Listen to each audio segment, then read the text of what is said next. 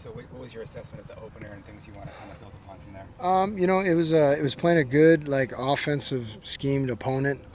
They did some really good things to challenge some of our rules, which was it was really good to see. You don't ever want to feel like if our guys lose focus or lose focus on a rep or a snap.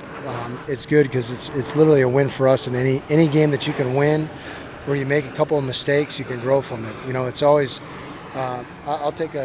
I'll take an average win over a good loss any day. You know what I mean? So, for the most part, if you took, with 76 offensive plays, I mean, 60 of them I was really, really pleased. It was 15 plays where we just, we played a lot of guys. We cleared our whole bench. But it was we had a couple penalties on a 3-point drive. We gave up an explosive against the coverage. We should never give up that explosive. We blew the coverage. They schemed us up on a couple things to attack what we do defensively, which was really good to see because, we have answers for it and explaining to our guys, like, here's our calls and here's what it takes away. But at the same time, like, it comes down to being in the right calls as well. That's why we spend so much time in the office trying to put our guys in the best position to be successful. So, like I said, it's hard to win. Okay, and it's hard to win. You look at scores, and I know people like to compare scores. For 60 of those 76 plays, I was pleased. Would like to see more effort, too, and that's something we've really coached this week out of our guys and the intensity, and I'm fully expecting us to make that step this week. Coach Dillingham talked a lot about how much he's seen Blake Shapen grow as a quarterback in recent years, and how much of a challenge it's going to be that you guys probably won't do the same thing 2 times in a row to a quarterback that's that good. What are your thoughts on him? Yeah, I mean, he's an experienced, poised quarterback. He makes good throws under pressure. He knows when he's about to get hit, and he has the courage to be able to step into some of his throws. He's also a guy that, he trusts his receivers to be in spots, so he does a great job of putting the ball in spots against certain coverages. And there's an offense, too, that really exploits space. And so I think he's just a really talented quarterback and a leader, and he's able to get the ball downfield. What are the keys? What will be the keys to deal with their tempo on offense this week? Yeah, I mean, the biggest thing always, versus alignment teams is just getting guys aligned.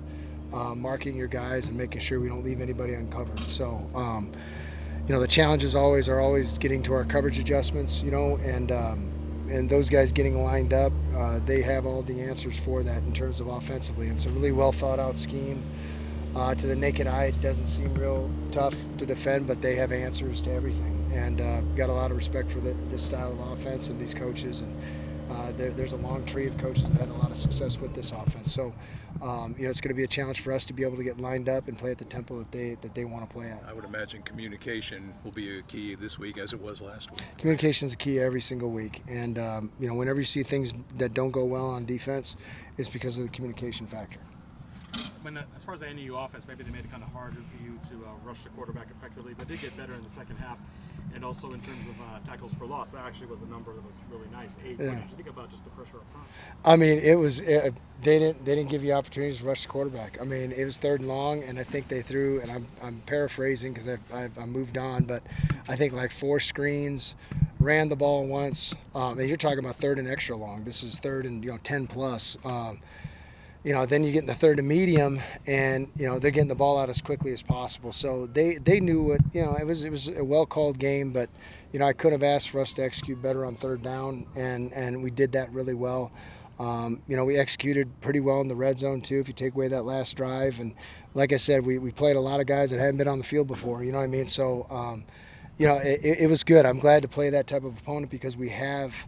We're going to see those type of offenses that are going to try to get your vertical RPOs going, and that's something they hadn't shown. They hadn't shown any empty. They had 7 snaps empty in a 6-game breakdown for us. You know what I mean? So they came out. I think they showed us 11 snaps empty just in our game alone. So it was well. I mean, they threw the kitchen sink at us, and our guys. I mean, we had 5 or 6 3-and-outs, something like that. We were 13 of 15 on 3rd down. Our guys executed the plan.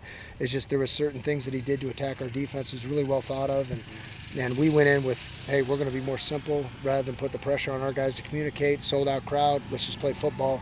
and they had the right answers, and they executed some calls. So hats off to them. They're good coaches too. Right after the game, Jordan Crook was talking about how he was speaking for the whole defense that they didn't think it was up to the defense's standard. How much do you think Crook has grown as a leader to kind of take on that responsibility? Yeah, well, first of all, I'll address that.